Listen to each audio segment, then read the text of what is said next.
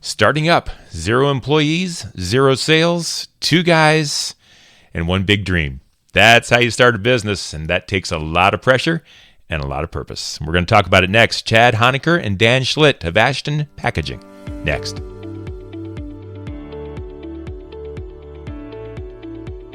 Hello, friends, and welcome again to Purpose Under Pressure. This is a podcast where we talk about purpose and the stories of purpose and the things that drive people to do the things that they do and the storms that rise in the business world that can knock you off of yours. I am Brian Lefelock. I'm glad you're here. Let's turn it up. We are happy to have with us our guests today. They are the founders of Ashtonne Packaging. Ashtonne Packaging is a 15-year company, and so it's survived some pressure under some purpose here over some times. And it's founded by our guests today. Chad Honaker is the CEO, and Dan Schlitt is the president of Ashtonne Packaging. I've known you guys for quite a while. I'll say hello. Welcome to Purpose Under Pressure. Thanks, Brian. Thanks for having us. Good morning, Brian. Really glad you're here, and I'm excited to share your story because I know you two as men of purpose, people who care about not just how they do business, but how they live their lives, how they raise their kids. And I think that has a lot to do with what makes strong business. You know, what do you stand for? And you guys are standing for the right thing. So we're going to dive into that in a little bit.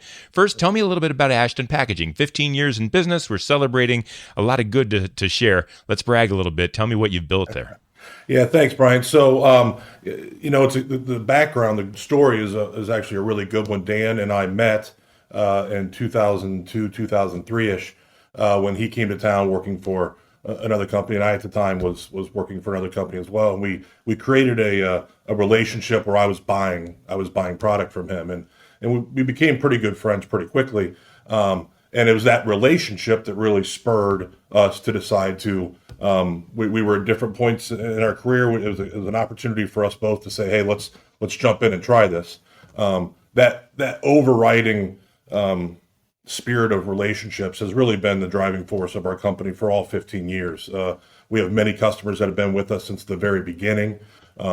We have many of our employees have been our longtime employees, and we really try to operate in that space as far as helping our customers solve packaging problems and building relationships that will create a long-term opportunity for us to work together, not a one-off transactional situation. Yeah, agreed.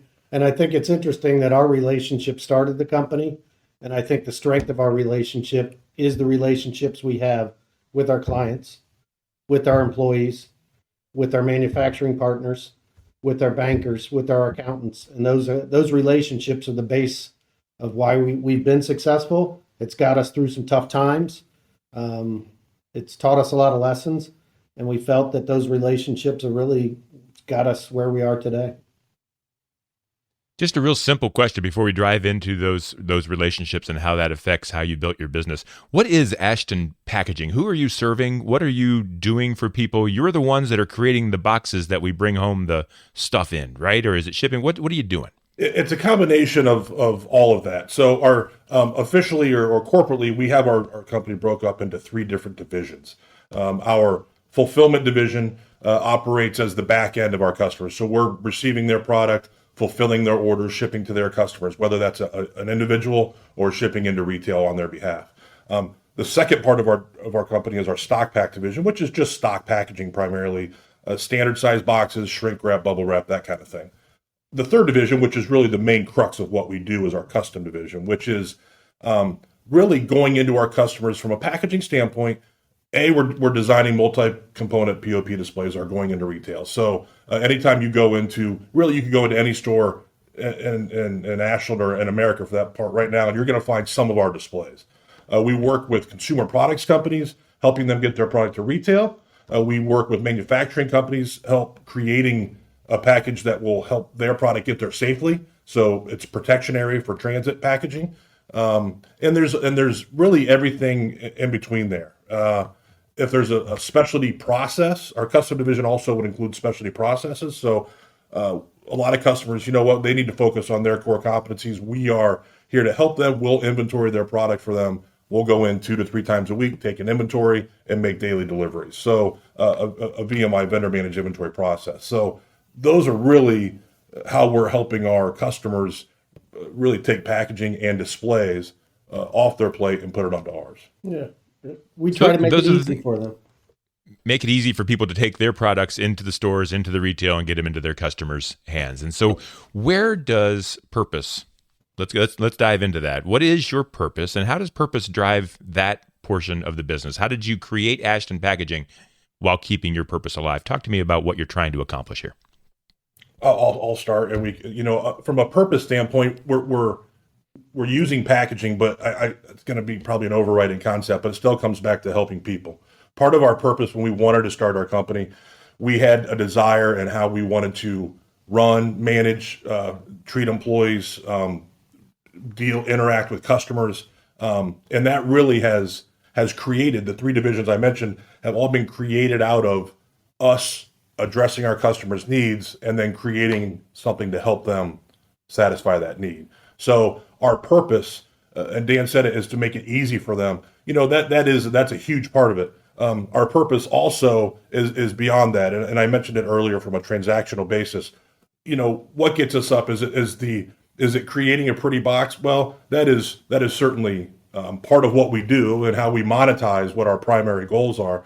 But our primary goals are to be an extension of these companies or of their organization, to be a part of their decision-making process as they're moving down the line and trying to increase their sales, increase their profits. So I don't want to oversimplify it, but really our purpose is to become trusted partners of these folks and trusted managers of our employees and et cetera, so that we can really, really help people get to the next level of success.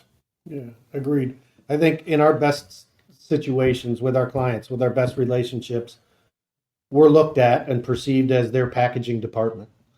When they are going to market with a new product, when they're needing to modify a new product for a specific retailer, they're coming to us and expecting expertise and detail, lots of questions, lots of what ifs, and try to give them the best options, the best choices to go to retail so that they can sell their products with the most success. So let's talk about the things that get in the way, because it sounds like you're very committed to doing the things right, ways that you'd want to be treated, products that you'd want to buy. It sounds like that's what we're trying to make sure that people have. And I know that cost sometimes gets in the way, logistics gets in the way, and you've got a business to run. So what kind of pressures come in that kind of go at your purpose of doing things in a great way, where maybe there's shortcuts, or maybe there's ideas of how can we make this a little differently? What kind of pressures get in the way when you're really trying to do a good product? Well, there's tons of pressures, right? There's tons of things, tons of hurdles. Certainly, cost is something that is, the price of what we do is always going to be important. And like it or not, there's a lot of people in the market that are in the packaging realm, right? So the price, a lot of competition, right? There's a lot of competition, and so the price. I always tell people that the market is going to set the price. I mean, we're going to do our thing, and we're going to cost it for you, and we're going to price it. But really, costing is not necessarily one of the huge hurdles. It's the getting to the spot where you truly understand your customer's business, truly understand what their pain points are, and truly understand how to help them. There are always situations, and there are several companies, and we've learned through a little bit of trial and error what companies fit us. And what companies don't. And so, early on, there's some opportunities for some really, really big customers. And I think thankfully, at the time it wasn't but thankfully those didn't really work out because we're able to deal with hundreds of customers and help hundreds of customers. And if you get the wrong one and you drive everything down to just what a price is or just what, somebody has a full design department internal and they're every time something comes up, they're sending it out to 16 different people at a price. That's not really where we're going to succeed. Not afraid to compete on price, but that's just, somebody can always do it cheaper. I mean, that's just the fact of the game. Somebody can come in and give you something minus 5%, and that's just the way it is. We need to get through that and know that we're able to provide the right service and the right product at the right price. Yeah, well said. I think, the value proposition of what we bring is value added. We want to do more, but they have to accept our willingness to do more. And by that, they have to trust us. They have to listen to our ideas. Through the sales process, sometimes that could be difficult because they're only giving you a small window to really share with them what we're doing. So in many cases, our relationships start in a social atmosphere, meaning that we meet people that own a business and we learn their story before we start to tell our story. And we learn what's important to their business. We learn what's important to their success, their trials and tribulations. And we ask, how can we help? But we don't ask that until we've built trust, till we've built an understanding. Because if done too soon, we become transactional.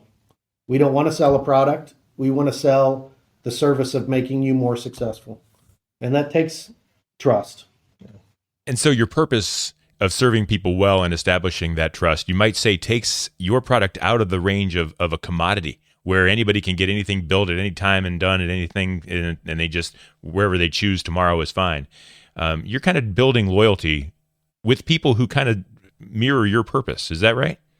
I think that's well said. And there certainly are situations where people would look at the corrugated, specifically because we deal in several different types of materials and packaging, but specifically the corrugated world becomes a paper by the pound kind of situation. Yeah.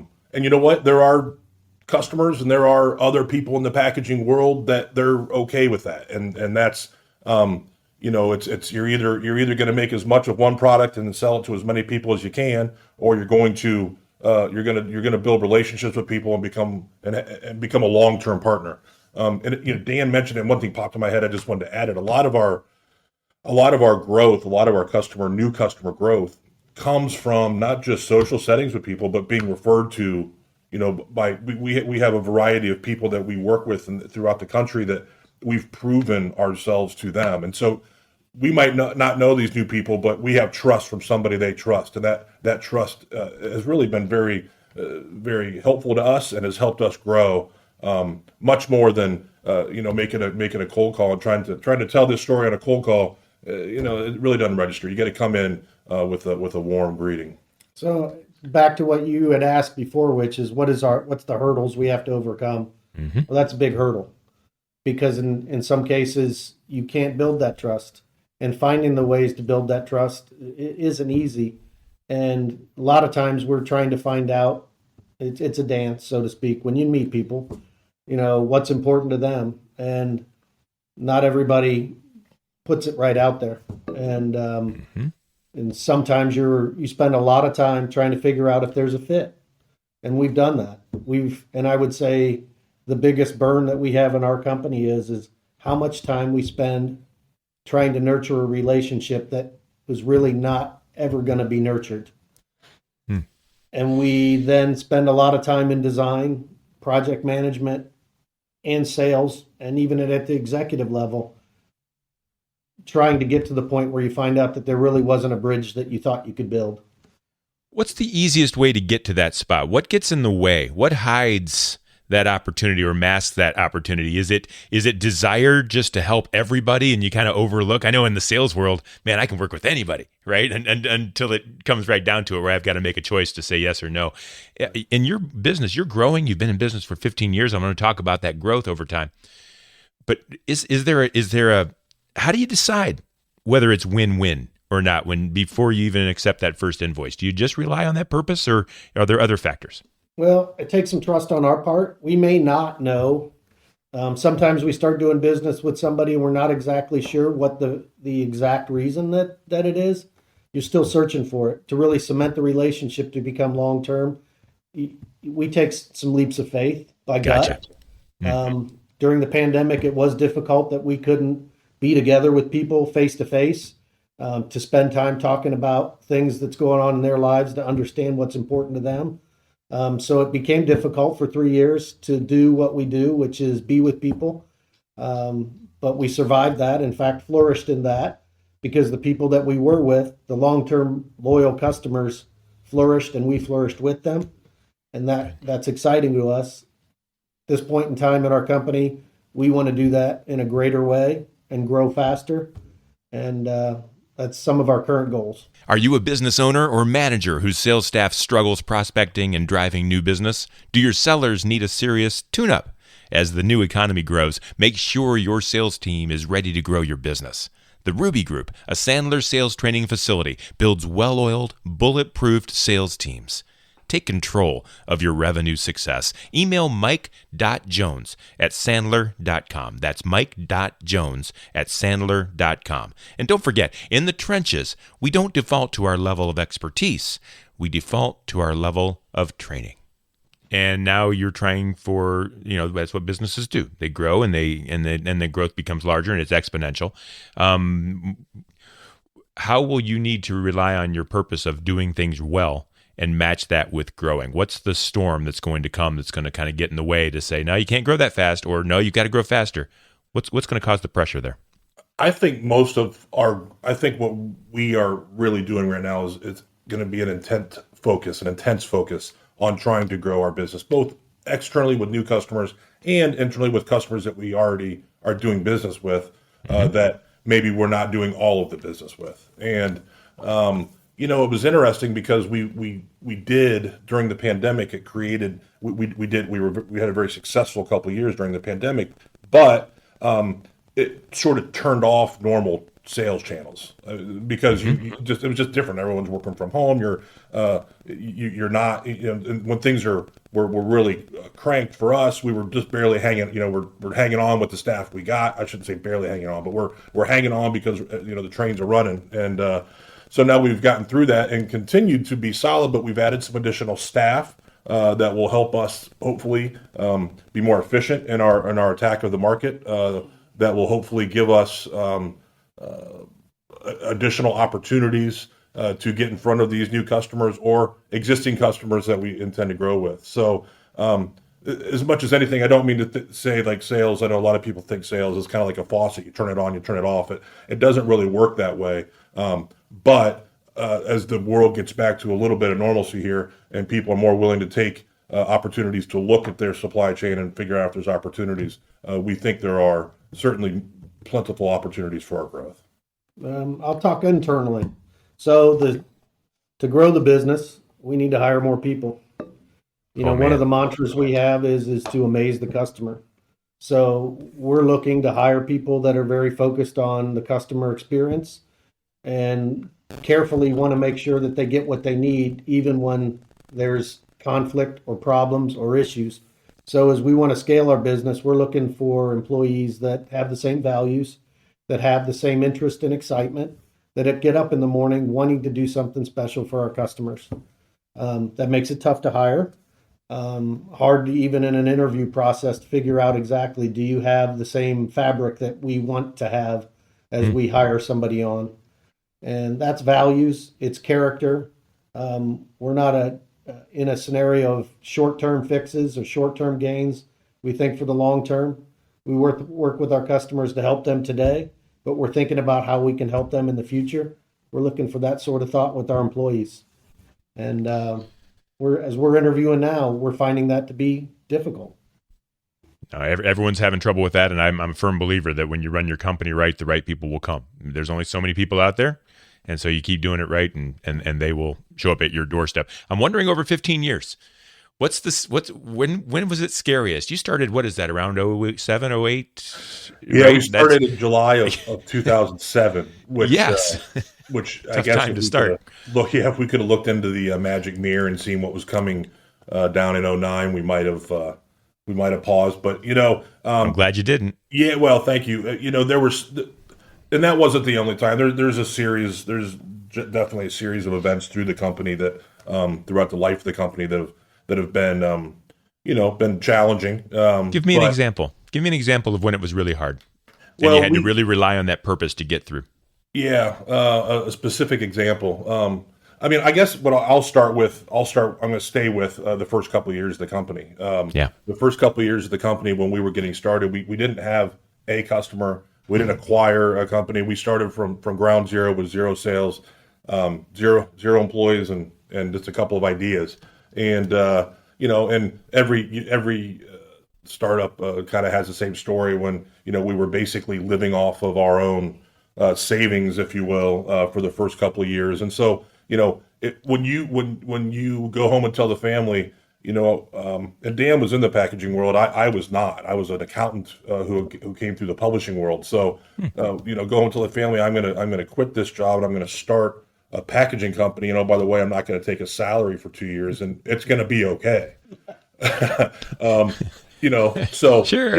you got to have a lot of trust, and that purpose of we know, we prayerfully considered what we're going to do. We went through the goods, the bads, and we both just really felt deeply that this was going to be the right thing to do.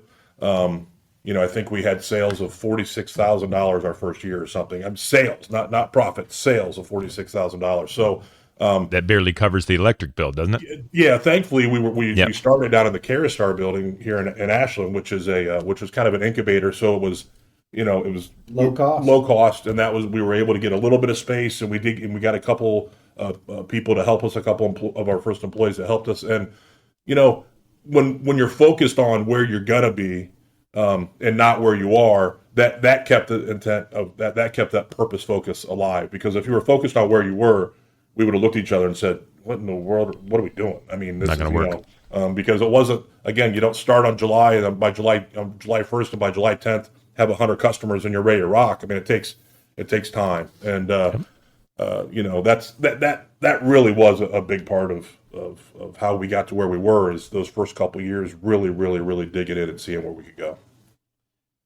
So was there ever a time, can I follow up real quick, Dan? Was there ever a time where you thought you made the wrong decision, Chad, and maybe said, I'm going to head back into that accounting world? This is nuts. No, there wasn't. Good. There were some. Good. There were definitely some challenging times, some sleepless nights, some staring at the sky, saying, "Okay, what do we do now?" But not a time where I thought, "Man, this is not it." Not a single time. Dan, what about you? So I'll go fast forward a little farther in our story of our company. And along the way, we had to grow.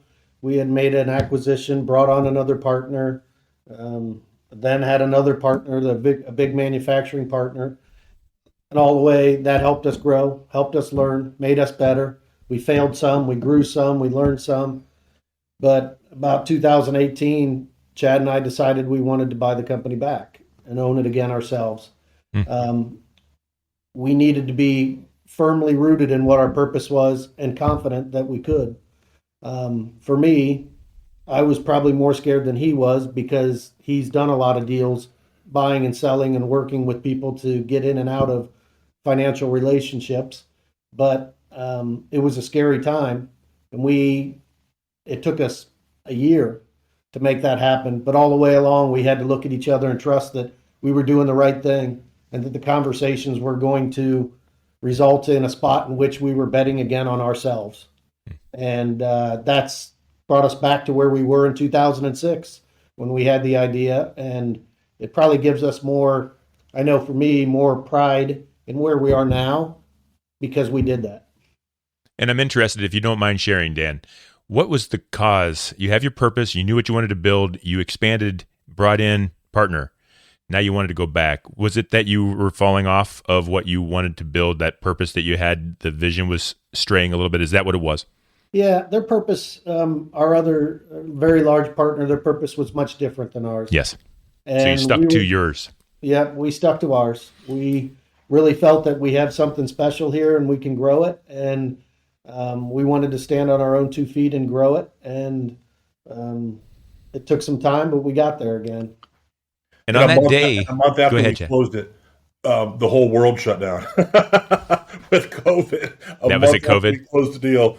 Everybody got sent home. And we didn't, at that point, had no idea what did we do, and did we just dig a big hole that we're going to sleep in for a little while? So, fortunately, that. And so on that day, were you happy or sad that you did it, that you stuck to your guns and stuck to your purpose? Because you've kind of shot yourself in the foot a little bit short term, right? Was that a good move or a bad at that time? What'd you think when you went to bed that night? Which night? The day we got the deal done, or the day that that everything got shut down? Both. The day you got the deal done and felt that probably exhilaration, I imagine. It was fantastic, and then, for sure. And then everything went south. Yeah, that whole switch there. That's called a storm, and that's what this show's all about. Yeah, totally excited the night it happened. Couldn't have been happier with the scenario. Couldn't have been happier celebrating that. The reality is when things were happening, we didn't understand what COVID was going to do to us and how it was going to affect us. But we had trust in each other that it didn't matter. we're going to get through it together. And that's what, again, we pulled up our bootstraps and said, how's this going to happen? And how are we going to affect our own future? And those were long conversations. Yeah, I mean, we did what probably everybody did to a certain degree is, okay, let's figure out, can we be, what was the terminology? Essential. Essential. Can we be essential? Can we stay open, or is it or not? Of our customers, which of our customers are going to? I mean, you get into the weeds really, really quick in a situation like that, and and we're not, we have a great team of employees, and we're not really in the weeds on a daily basis. But there was about a month there, March of 2019, that we were living in the weeds trying to figure out what was going to happen. And it was thankfully for us, and I don't say, I know a lot of companies were really, really hurt by that process, and I feel for them, and I can't even imagine. But for us, we had about a month of uneasiness, and then several of our customers immediately their volume increased substantially, and it was really through it was a God thing. It wasn't through us. We didn't do anything different. It just happened, and it turned out to be what could have been the worst time turned out to be the best time. Well, you proved my hypothesis, which is that when you stand on purpose, and your purpose is to help people and to do the right way, when those kinds of calamities hit, that's people need people like you to help them do those things. And so it is a God thing, but I think that's what purpose is. And so real quick question, and then we're going to wrap it up, because I'm just interested. I know you guys as fierce business people and fathers and citizens, but I also see you extremely calm, and I've never once seen you riled up. And I'm wondering, does anything get you riled up behind the scenes, and what does that look like under pressure? What happens to you guys? Very rarely. I don't. I don't remember us really even having, if it was between us or with our employees. I mean, there's really not a lot of good that comes from losing your cool. I think one of the things that we both generally can do well is, if something's really got you going, to go cool down for a half hour before we discuss it. Yeah. And I think that, we talk about it all the time. We're both married, both have families, but, our relationship is, is similar to that, right? I mean, we have financial issues that we have to discuss together. We have employee issues that we have to discuss, and we get to a spot that we both agree. We don't always start out agreeing, but certainly we get there in the end. Well, so I'll comment to that. So we're both same in the fact that we're passionate people. I call him a gentle giant when I speak of him to other people about my partner, and he is a gentle giant, and he absorbs a lot of the stress that goes on around him. I tend to exude it, and we play off of each other, and I don't know, I tend to be a little bit more outgoing with the stress that's going on around it, and behind closed doors, he always reins me in, and we always find a path together, and it's been an exciting part of what we do. Well, you're amazing entrepreneurs. You're amazing people. I appreciate you sharing the story with us. If someone wanted to reach out to you to learn about your company, to learn about entrepreneurialism, just to learn about whatever they might want to check out with you about, how would they find you? How would they find you? Well, you can go to our website, www.ashtonne.com, or you can call us at 419-289-7181. Chad Honaker, Dan Schlitt, Ashtonne Packaging. 15 years and 15 more to come, and who knows what the next will bring. But as long as you stand on your purpose, you'll withstand those pressures and grow greatly. Thank you very much for being a guest on Purpose Under Pressure.